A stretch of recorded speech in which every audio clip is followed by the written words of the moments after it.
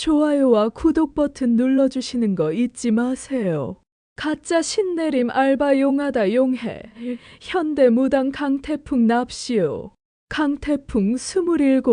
번듯한 외모의 명문대 졸업, 토익 점수 900점. 하지만 현실은 월세 3개월 밀린 반지하 단칸방 신세.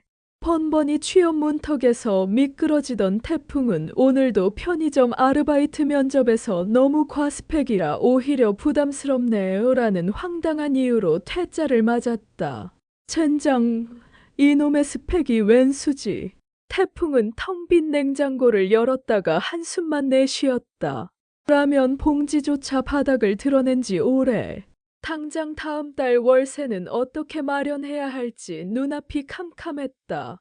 그때 태풍의 눈에 번뜩이는 아르바이트 광고 하나가 들어왔다. 고수익 알바 모집, 시급 10만 원. 광고 문구 아래에는 신점 잘 보는 무당 선생님 모십니다. 초보 가능라고 적혀 있었다. 태풍은 어이가 없었다. 무당이라니? 그는 점집 근처에도 가본 적 없는 지극히 현실적인 공대생 출신이었다. 에이, 설마 내가 무당 알바를 하겠어? 하지만 그의 시선은 이미 광고 속 전화번호를 향하고 있었다. 시급 10만 원이라는 달콤한 유혹은 그의 마지막 자존심마저 녹여버릴 만큼 강력했다. 믿져야 본전이라는 생각으로 태풍은 떨리는 손으로 전화를 걸었다. 여보세요? 거기 무당 알바구인 광고 보고 전화드렸는데요. 전화기 너머에서는 걸걸한 목소리의 중년 여성이 응대했다. 그녀는 다짜고짜 태풍에게 내일 당장 황금신당으로 찾아오라고 말했다. 얼떨결에 면접 날짜까지 잡힌 태풍은 왠지 모를 불안감에 휩싸였다. 다음 날 태풍은 반신반의하며 황금신당을 찾았다. 낡은 건물 2층에 자리 잡은 신당은 밖에서부터 심상치 않은 기운을 풍겼다. 붉은색 천막과 휘날리는 오색 깃발, 그리고 묘한 향 냄새까지. 태풍은 침을 꿀꺽 삼켰다. 신당 안으로 들어서자 덩치 큰 체구의 화려한 무복을 입은 여성이 태풍을 맞이했다. 그녀가 바로 황금신당의 주인이자 태풍의 고용주가 될 황금보살이었다. 황금보살은 매서운 눈빛으로 태풍을 위아래로 훑어보더니 단도직입적으로 물었다. 자네 신기는 좀 있는가? 태풍은 당황했지만 순간 뇌리를 스치는 아이디어가 있었다. 그는 어렸을 적 TV에서 봤던 무당 흉내를 어설프게 내며 눈을 부릅뜨고 말했다. 제 아내 신령님께서 이미 모든 것을 꿰뚫어보고 계십니다. 황금보살은 태풍의 어설픈 연기에 코웃음을 쳤지만 어쩐지 흥미로운 표정을 지었다. 그녀는 태풍에게 무당 알바를 하게 된 사연을 털어놓았다. 사실 황금보살은 진짜 무당이었지만 나이가 들면서 실력이 예전 같지 않아 손님이 줄어들고 있었다. 그래서 젊은 아르바이트생을 고용해 손님을 끌어모을 생각이었던 것이다. 자네는 얼굴도 멀쩡하고 말솜씨도 나쁘지 않아 보이니 내가 시키는 대로만 하면 돼. 어차피 요즘 세상에 진짜 신내림 받은 무당이 얼마나 있다고. 다들 적당히 속고 속이는 거지. 황금보살의 솔직한 말에 태풍은 씁쓸한 웃음을 지었다. 어쩌다 보니 그는 가짜 무당 아르바이트를 시작하게 된 것이다. 그의 파란만장한 사기극은 이제 막을 올리려 하고 있었다. 태풍은 본격적으로 가짜 무당 아르바이트에 돌입했다. 황금보살은 그에게 기본적인 점술 용어와 굿하는 신용, 그리고 손님 응대 요령 등을 가르쳤다. 하지만 태풍은 영 어색하기만 했다. 부자연스러운 눈빛 연기와 어설픈 손짓발짓은 영락없는 아마추어였다. 첫 손님을 맞이하는 날, 태풍은 잔뜩 긴장한 표정으로 신당에 앉아 있었다. 그의 앞에 앉은 손님은 50대 중년 여성으로 심각한 표정으로 자신의 고민을 털어놓았다. 선생님, 저희 아들놈이 몇 년째 취업을 못하고 있어서 걱정입니다. 혹시 굿이라도 해야 할까요? 태풍은 머릿속이 하얘졌다. 굿이라니? 그는 굿에 대해 아무것도 몰랐다. 어쩔 줄 몰라 당황하고 있을 때 그의 머릿속에 번뜩이는 아이디어가 떠올랐다. 그는 손님의 사주팔자를 묻는 대신 아들의 스펙과 취업 준비 과정을 자세히 물어보기 시작했다. 아드님은 전공이 뭐고 토익 점수는 어느 정도 되시나요? 혹시 인턴 경험은 있으신가요? 태풍의 엉뚱한 질문에 손님은 의아한 표정을 지었지만 태풍은 능숙하게 이야기를 이어갔다. 그는 마치 취업 컨설턴트처럼 손님의 아들 문제점을 분석하고 현실적인 조언을 해줬다. 어머, 선생님 말씀이 딱 맞아요. 저희 아들놈이 토익 점수가 좀 낮거든요. 그리고 인턴 경험도 없고요. 손님은 태풍의 현실적인 상담에 깜짝 놀라며 감탄했다. 태풍은 마지막으로 손님의 불안한 마음을 다독여주며 말했다. 너무 걱정 마세요. 아드님은 분명 좋은 곳에 취업하실 수 있을 겁니다. 다만 지금보다 조금 더 노력해야 할 필요는 있어 보이네요. 손님은 태풍의 따뜻한 격려에 감동하며 두둑한 점괘비를 내고 돌아갔다. 황금보살은 옆에서 이 모든 광경을 지켜보며 눈을 동그랗게 떴다. 어이쿠, 태풍아, 너 정말 신기가 있는 거 아니냐? 내가 가르쳐 준 건 하나도 안 써먹고 엉뚱한 소리만 하더니. 황금보살의 말에 태풍은 어깨를 으쓱하며 능글맞게 웃었다. 저도 제 아내 신령님이 시키는 대로 했을 뿐입니다, 보살님. 그날 이후 태풍은 자신만의 독특한 상담 방식으로 손님들의 고민을 해결해 나가기 시작했다. 그는 어설픈 무당 연기 대신 현대적인 심리 상담 기법과 현실적인 조언을 섞어 손님들의 마음을 사로잡았다. 그의 상담은 입소문을 타기 시작했고 황금신당은 젊은 손님들로 북적이기 시작했다. 어쩌다 보니 태풍은 가짜 무당에서 용한 무당으로 소문이 나기 시작한 것이다. 그의 코믹 사기극은 예상치 못한 성공을 거두며 점점 더 흥미진진하게 흘러가고 있었다. 소문난 용한 무당 강태풍의 상담 방식은 기존의 무당들과는 확연히 달랐다. 그는 부적이나 굿 대신 손님들의 고민을 경청하고 논리적으로 분석하여 해결책을 제시했다. 그의 상담은 마치 심리치료와 취업 컨설팅, 연애 코칭을 섞어 놓은 듯 했다. 어느 날 20대 여성이 울먹이며 태풍을 찾아왔다. 그녀는 남자친구와의 잦은 다툼으로 힘들어하고 있었다. 선생님, 저희 남자친구가 너무 답답해요. 제 말을 하나도 안 들어주고 자기 생각만 해요. 태풍은 여성의 이야기를 차분하게 들어주더니 몇 가지 질문을 던졌다. 그리고는 놀랍게도 MBTI 성격 유형 분석을 시작했다. 남자친구분은 혹시 ISTJ 유형이신가요? 그리고 손님께서는 ENFP 유형이신 것 같네요.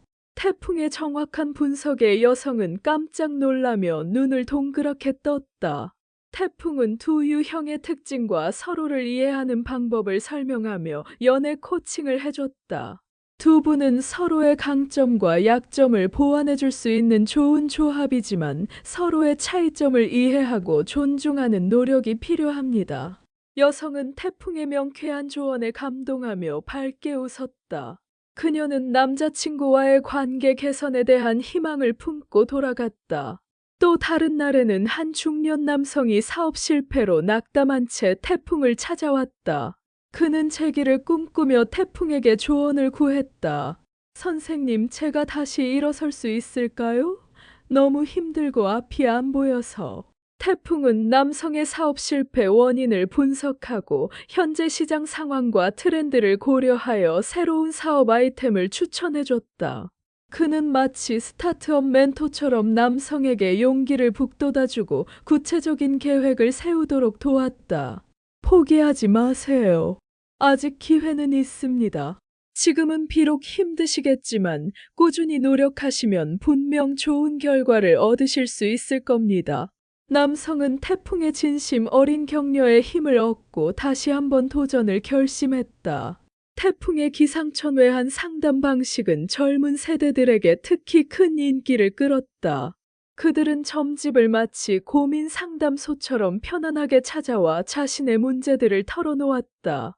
태풍은 그들의 이야기를 귀 기울여 들어주고 때로는 따끔한 충고를, 때로는 따뜻한 위로를 건네며 그들의 멘토 역할을 했다. 황금보살은 그런 태풍의 활약에 매일매일 놀라움을 금치 못했다. 그녀는 태풍을 현대시대에 최적화된 신개념 무당이라며 극찬했다. 물론 태풍의 정체를 알고 있는 그녀는 가끔 불안감을 느끼기도 했지만 쏟아지는 돈벼락 앞에서는 그마저도 잠시 잊을 수 있었다. 황금신당은 매일 문전성시를 이루었고 태풍은 어느덧 어엿한 용한 무당으로 자리를 잡았다. 그의 코믹 사기극은 점점 더 대담해지고 그의 인기는 하늘을 찌를 듯 높아져만 갔다. 태풍의 가짜 무당 행각에는 든든한 조력자들이 있었다. 바로 황금보살과 그녀의 오른팔인 조폭 출신 덩치 큰 남자 박철수였다. 황금보살은 태풍에게 기본적인 무당 연기를 가르쳐주고 굿이나 부적에 대한 질문이 들어오면 능숙하게 둘러대는 방법을 알려줬다. 그녀는 때로는 엄격한 스승처럼, 때로는 푸근한 엄마처럼 태풍을 챙겨줬다. 물론 돈 앞에서는 한없이 냉정해지는 모습을 보이기도 했지만 말이다. 박철수는 황금신당의 경호와 잡다한 업무를 담당했다. 그는 험악한 인상과는 달리 순박하고 어리숙한 면이 많아 태풍에게 종종 웃음을 선사했다. 그는 태풍을 태풍 도련님이라고 부르며 깍듯이 대했고 태풍의 엉뚱한 상담 방식에도 묵묵히 따랐다. 황금신당을 찾아오는 손님들은 더욱 개성 넘쳤다. 매주 로또 당첨번호를 점쳐달라고 찾아오는 할머니, 헤어진 첫사랑을 잊지 못해 매달 찾아와 굿을 해달라고 떼쓰는 중년 남성, 아이돌 오디션 합격 여부를 점쳐달라고 찾아오는 10대 소녀 등 다양한 사람들이 태풍에게 고민을 털어놓았다. 태풍은 그들의 황당한 요구에도 당황하지 않고 특유의 현대적인 상담 방식으로 응대했다. 로또 번호를 점쳐달라는 할머니에게는 최근 뉴스 기사를 분석하여 촉이 오는 번호를 몇 개 찍어줬고 첫사랑을 잊지 못하는 중년 남성에게는 심리 상담을 통해 새로운 사랑을 시작하도록 용기를 북돋아줬다. 아이돌 오디션 합격 여부를 묻는 소녀에게는 그녀의 재능과 노력에 대한 긍정적인 피드백을 해주며 자신감을 심어줬다. 그러던 어느 날 황금신당에 수상한 의뢰인이 찾아왔다. 그는 검은색 선글라스에 검은색 정장을 입고 굳은 표정으로 태풍에게 봉투 하나를 내밀었다. 제 아내의 불륜 사실을 밝혀주십시오. 봉투 안에는 두둑한 현금이 들어있었다. 태풍은 순간 고민했지만 돈의 유혹을 뿌리칠 수 없었다. 그는 의뢰인의 아내에 대한 정보를 얻기 위해 현대적인 방법을 총동원하기 시작했다. SNS 염탐, 카드 사용 내역 조회, 심지어는 위치 추적 앱까지 동원하여 아내의 불륜 증거를 찾으려고 애썼다. 하지만 사건은 점점 예상치 못한 방향으로 흘러갔다. 아내의 불륜 증거를 찾던 태풍은 오히려 거대한 음모에 휘말리게 된 것이다. 그의 코믹 사기극은 이제 단순한 해프닝을 넘어 위험천만한 상황으로 치닫고 있었다. 아내의 불륜을 밝혀달라는 의뢰를 맡은 태풍은 밤낮으로 증거를 찾기 위해 동분서주했다. 그는 의뢰인의 아내 나주미의 SNS를 염탐하고 그녀의 주변 인물들을 탐문하며 정보를 수집했다. 하지만 나주미는 생각보다 훨씬 더 철저했고 꼬리조차 잡히지 않았다. 답답해하던 태풍은 결국 황금보살에게 도움을 요청했다. 황금보살은 특유의 촉으로 나주미에게 숨겨진 비밀이 있을 것이라고 직감했다. 그녀는 박철수를 시켜 나주미를 미행하기 시작했다. 며칠 후 박철수는 충격적인 사실을 알아냈다. 나주미는 불륜을 저지른 것이 아니라 거대한 마약 조직의 돈을 세탁하는 역할을 하고 있었다는 것이다. 그리고 그녀의 남편인 의뢰인 역시 이 조직의 일원이었으며 나주미를 함정에 빠뜨려 돈을 빼돌릴 계획을 세우고 있었다. 태풍은 이 사실을 알고 경악했다. 단순한 불륜 사건인 줄 알았는데 어쩌다 보니 국제적인 범죄 조직의 음모에 휘말린 것이다. 그는 당장이라도 이 위험한 일에서 손을 떼고 싶었지만 이미 너무 깊숙이 발을 들여놓은 후였다. 엎친 데 덮친 격으로 태풍의 가짜 무당 행각을 눈치챈 사람이 나타났다. 바로 진짜 무당인 백운도사였다. 백운도사는 예전부터 황금보살과 앙숙관계였으며 그녀의 신당에 젊은 가짜 무당이 나타났다는 소문을 듣고 황금신당을 찾아온 것이다. 백운도사는 태풍을 보자마자 그의 어설픈 연기를 단번에 알아챘다. 그는 태풍에게 호통을 치며 당장 무당일을 그만두라고 소리쳤다. 네 이놈, 어설픈 놈이 감히 신성한 무당의 이름을 더럽히다니. 당장 신당에서 나가. 태풍은 백운도사의 매서운 기세에 눌려 아무 말도 하지 못했다. 황금보살은 그런 태풍을 감싸며 백운도사와 팽팽하게 맞섰다. 백운도사, 당신이야말로 늙어서 실력이 다 떨어진 주제에 괜히 젊은 애한테 시비 걸지 마시오. 우리 태풍이는 아주 용한 무당이니까 신경 쓰지 마. 황금보살의 격렬한 반박에 백운도사는 분을 사기지 못하고 신당을 나섰지만 그는 태풍의 정체를 밝히기 위해 호시탐탐 기회를 엿보고 있었다. 태풍의 가짜 무당 행각은 점점 더 위태로워지고 있었다. 거대한 범죄 조직의 음모, 진짜 무당의 등장, 그리고 그의 정체를 의심하는 사람들까지. 그의 코믹 사기극은 이제 웃음기 싹 가신 위험천만한 상황으로 치닫고 있었다. 혼란스러운 상황 속에서도 태풍에게는 한 줄기 희망이 있었다.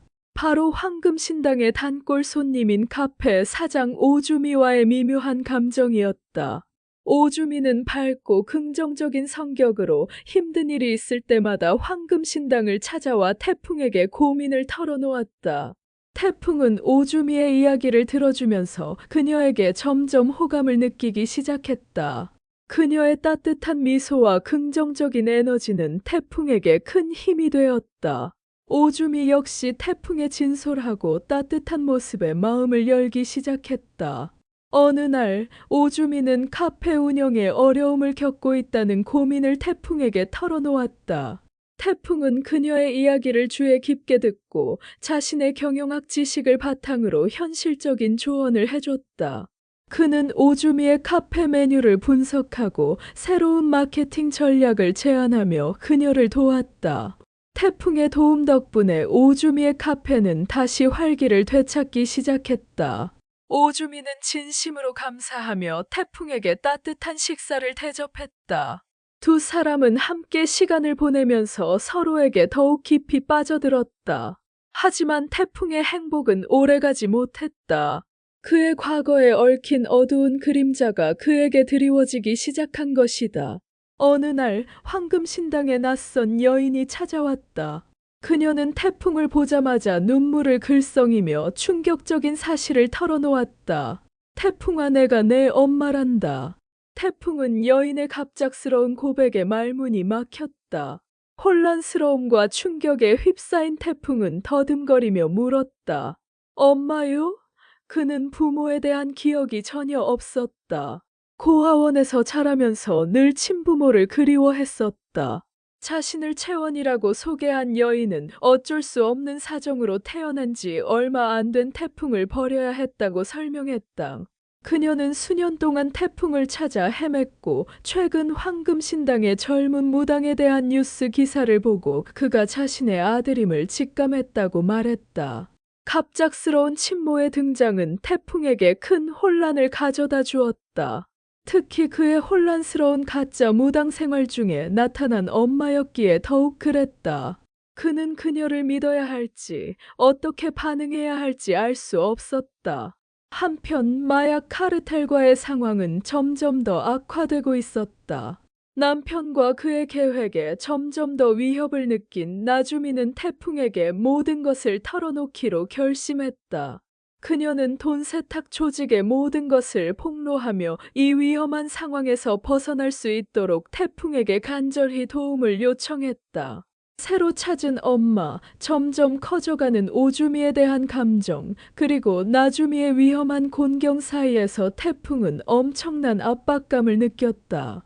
그의 가짜 무당 행세는 그의 실제 삶이 더욱 복잡하고 위험해짐에 따라 점점 더 유지하기 어려워지고 있었다. 태풍의 삶은 비밀과 위험으로 가득 찬 소용돌이 속으로 빠져들고 있었다. 그의 어머니의 재등장은 기쁨과 혼란을 동시에 가져왔고, 나주미의 절박한 호소는 그를 마약 카르텔의 그물 속으로 더욱 깊숙이 끌어들였다. 강력한 무당이라는 가면을 유지하는 것은 그의 가짜 삶과 실제 삶의 경계가 모호해짐에 따라 점점 더 어려워지고 있었다. 오랜만에 만난 아들과 재회하고 싶어 하는 채원은 황금신당을 정기적으로 방문하기 시작했다. 그러나 그녀의 존재는 이미 위태로운 태풍의 상황에 또 다른 코믹한 혼란을 더했다. 아들의 가짜 직업을 알지 못하는 채원은 그의 영적 능력을 만나는 사람마다 열렬히 칭찬하며 그의 어린 시절에 대한 터무니없는 이야기, 대부분 태풍이 지어낸 이야기를 과장해서 들려주곤 했다. 태풍의 내적 갈등을 감지한 오주미는 그에게 변함없는 지지를 보냈다. 그녀는 그의 복잡한 이야기를 묵묵히 들어주며 판단 없이 위로와 이해를 제공했다. 그녀의 진심, 어린 보살핌과 애정은 태풍의 그녀에 대한 감정을 더욱 깊게 만들었고, 그는 황금신당의 가면극과 카르텔의 위협에서 벗어나 그녀와 함께 평범한 삶을 갈망하게 되었다. 한편 태풍의 진실성을 여전히 의심하는 백운도사는 그를 폭로하기로 결심했다. 그는 태풍의 상담을 은밀히 관찰하고 속임수의 흔적이나 모순점을 찾으며 독자적인 조사를 시작했다. 그의 끊임없는 추적은 태풍의 일상생활에 끊임없는 긴장감과 코믹한 위기의 순간들을 더했다. 나주미가 자신들을 배신할 계획을 세우고 있다고 깨달은 마약 카르텔은 그녀에 대한 감시를 강화하기 시작했다. 그 사이에 낀 태풍은 나주미와 자신을 보호하기 위해 곧 움직여야 한다는 것을 알았다. 그는 황금보살과 박철수에게 카르텔과 나주미의 상황에 대한 진실을 털어놓았다. 황금보살은 처음에는 충격을 받았지만 태풍을 돕기로 결심했다. 그녀의 과거 지하 세계와의 인맥은 놀라울 정도로 유용했으며 카르텔의 작전과 계획에 대한 귀중한 정보를 제공했다. 박철수는 변함없이 태풍에게 충성하며 어떤 대가를 치르더라도 그와 나주미를 보호하겠다고 맹세했고, 그의 위협적인 존재는 위험에 직면한 그들에게 안정감을 주었다. 사방에서 압박이 가해지자 태풍은 그의 마지막 연기가 다가왔음을 알았다. 그는 자신의 가짜 신분과 실제 삶 사이에서, 비밀의 안전과 진실을 밝힐 때의 잠재적 위험 사이에서 선택해야 했다. 관련된 모든 사람의 운명을 결정할 극적인 대결의 무대가 마련되었다. 태풍은 황금보살과 박철수의 도움을 받아 마약 카르텔을 폭로하고 나주미를 보호하기 위한 위험한 계획을 세웠다. 그들은 태풍의 가짜 무당 행세를 이용하여 카르텔 조직원들을 성대한 의식이라는 가면 아래 함정으로 유인하기로 했다. 그 계획에는 나주미에게서 악령을 쫓아낸다는, 실제로는 카르텔에 대한 증거를 수집하기 위한 정교한 가짜 퇴마 의식이 포함되었다. 태풍은 실제 무속 기술은 부족했지만 그의 연기력과 황금보살의 지도를 받아 설득력 있는 연기를 펼쳤다. 의식 동안 태풍이 극적으로 주문을 외우고 손을 휘젓는 동안 의식 보조자로 변장한 박철수는 신당 곳곳에 몰래 숨겨진 카메라와 마이크를 설치했다. 황금보살은 수년간 어둠의 세계의 인물들을 상대해온 경험을 바탕으로 카르텔 조직원들을 교묘하게 조종하여 범죄에 대한 자백을 유도했다. 신당 안의 긴장감은 팽팽했다. 평범한 손님으로 위장한 카르텔 조직원들은 의심스러운 눈빛으로 태풍의 연기를 지켜봤고, 태풍은 엄청난 압박감 속에서도 침착함을 유지하려고 최선을 다했다. 계획을 알고 있는 오주미는 불안과 태풍의 용기에 대한 감탄이 뒤섞인 눈빛으로 옆에서 지켜봤다. 태풍이 강력한 영역을 불러일으키는 듯한 연기를 펼치며 의식이 절정에 달했을 때 숨겨진 카메라에는 카르텔 두목이 돈 세탁 계획과 나주미를 제거할 계획을 자랑하며 불법 행위에 대해 노골적으로 이야기하는 모습이 고스란히 담겼다. 카르텔 두목이 숨겨진 자산의 위치를 막 밝히려던 순간 백운도사가 갑자기 분노에 찬 얼굴로 신당으로 들이닥쳤다. 이 사기꾼! 그는 태풍을 손가락으로 가리키며 소리쳤다. 내가 가짜라는 것을 알고 있었다. 갑작스러운 방해로 인해 계획 전체가 혼란에 빠졌다. 속았다는 것을 깨달은 카르텔 조직원들은 즉시 적대적으로 변했다. 태풍, 나주미, 그리고 신당 안에 있는 모든 사람들의 운명이 위태롭게 걸린 채 긴장이 감돌았다. 그 혼란 속에서 충격적인 진실이 밝혀졌다. 백운도사는 격렬한 비난 중에 자신이 황금보살과 오랜 앙숙관계이며 무속세계에서의 과거 경쟁에서 비롯된 원한을 품고 있다는 사실을 실수로 드러냈다. 그는 그녀를 끌어내릴 기회를 기다려왔고 태풍의 가짜 무당 행세는 그에게 완벽한 무기를 제공했던 것이다. 더욱 놀라운 반전은 태풍의 새로 찾은 어머니 채원이 마약 카르텔과 숨겨진 연관이 있다는 사실이었다. 그녀는 수년 전 카르텔에 협력하도록 강요받았고 그 때문에 태풍을 버려야 했던 것이다. 그녀의 재등장은 완전히 우연이 아니었다. 그녀는 카르텔의 손이 태풍에게 닿지 않도록 보호하려고 노력해왔던 것이다. 백운도사, 황금보살, 그리고 채원의 얽히고 설킨 과거가 드러나면서 이미 혼란스러운 상황은 더욱 복잡해졌다. 하지만 태풍은 충격 속에서도 모두를 보호하기 위해 신속하게 행동해야 한다는 것을 알았다. 태풍은 그의 재치와 가짜 무당 행세로 얻은 지식을 이용하여 혼란을 틈타 나주미가 결정적인 증거를 가지고 신당에서 탈출할 수 있도록 도왔다. 박철수는 그의 엄청난 힘으로 격분한 카르텔 조직원들을 막아섰고 태풍과 나주미에게 귀중한 시간을 벌어주었다. 서울 시내를 가로지르는 스릴 넘치는 추격전이 벌어졌고 태풍과 나주미는 카르텔 조직원들을 간신히 따돌렸다. 도시 지리의 밝은 오주미는 그들을 뒷골목과 혼잡한 시장으로 안내하며 추격자들보다 한 발 앞서 나갈 수 있도록 도왔다. 한편 황금보살과 백운도사는 앙숙관계에도 불구하고 카르텔이라는 당면한 위협에 대처하기 위해 협력해야 했다. 그들의 무속의식과 지하세계 인맥에 대한 결합된 지식은 추격하는 카르텔 조직원들에게 놀라울 정도로 효과적인 장애물을 만들어냈다. 추격전은 경찰서에서의 극적인 대결로 막을 내렸고 나주미는 마침내 당국의 증거를 넘겨 카르텔 두목을 체포하고 조직 전체를 해체시켰다. 사건 후 태풍의 가짜 무당 행세는 대중에게 드러났다. 그러나 조롱을 당하는 대신 그는 마약 카르텔을 무너뜨리는 데 기여한 공로로 영웅으로 칭송받았다. 그의 재치, 용기, 그리고 파격적인 방법은 언론과 대중 모두에게 찬사를 받았다. 백운도사는 사건에 겸손해지고 태풍이 가짜 행세를 통해서라도 사람들을 돕고자 했던 진심에 감동하여 태풍의 선한 의도를 공개적으로 인정하고 심지어 그에게 진정한 무속 지침을 제공하기도 했다. 카르텔의 소나기에서 벗어난 채원은 마침내 태풍과 완전히 재회할 수 있었다. 처음에는 충격적인 폭로로 시작된 그들의 관계는 사랑스러운 모자 관계로 발전했다. 물론 모든 혼란과 위험 속에서 태풍의 오주미에 대한 감정은 더욱 강해졌다.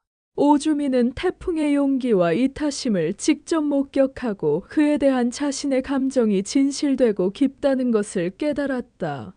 그들의 관계는 달콤하고 서로를 지지하는 로맨스로 꽃을 피웠다.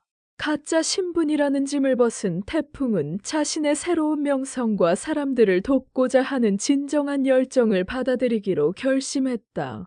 그는 황금보살과 심지어 백운도사의 축복과 가끔의 장난스러운 놀림 속에서 황금신당에서 자신만의 독특한 현대식 상담을 계속했다. 황금신당은 영적인 지침뿐만 아니라 실질적인 조언과 웃음을 찾는 사람들로 북적이는 명소가 되었다. 오연한 무당 태풍은 그의 재치와 공감 능력을 사용하여 다른 사람들의 삶에 긍정적인 영향을 미치는 진정한 소명을 찾았던 것이다. 가짜 무당 강태풍의 이야기는 때로는 가장 예상치 못한 길이 가장 만족스러운 목적지로 이어질 수 있다는 것을 증명하는 전설이 되었다. 그리고 그의 연애 생활은? 글쎄, 그 사기꾼 출신은 마침내 영원한 행복을 찾았다고 말해두자. 가짜 무당조차도 진정한 사랑을 찾을 수 있다는 것을 증명하면서 말이다. 오늘 영상이 도움이 되셨다면 좋아요와 구독 버튼 눌러주시는 거 잊지 마세요. 소중한 의견도 댓글로 남겨주시면 감사하겠습니다. 다음 영상에서 더 유익한 내용으로 찾아뵐게요. 그럼 모두 건강하시고 행복한 하루 되세요.